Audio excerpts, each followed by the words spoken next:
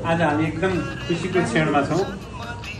पोखरा 3 उपशाखाका सभापति बिन्दु शर्माको जन्मदिन। आज रक्तदान गरौँ, रगतको अभावलाई अन्त्य गरौँ भन्ने मुख्य नारालाई आत्मसात गरेर हामीसँग आउनु भएको छ। यसलाई सर्वप्रथम पहिला उहाँलाई हार्दिक स्वागत गर्न चाहन्छु। यसै गरी Nepal red cross society Kaski शाखाका सभापति उर्मिला भण्डारी खड्काज्यू हुनुहुन्छ हामीसँग। उहाँलाई चाहिँ स्वागतसहित खाजा लगाइदिनुलाई म हार्दिक अनुरोध गर्दछु। धन्यवाद।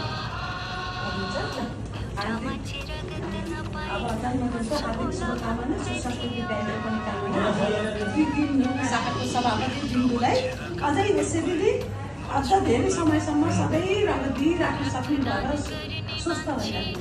त्यस्तै कालिदास सरलाई पनि स्वस्थ रहनु। त्यस्तै कास्की शाखाका सदस्य पार्वती मराठा, त्यसै गरी सुभाष सरलाई हार्दिक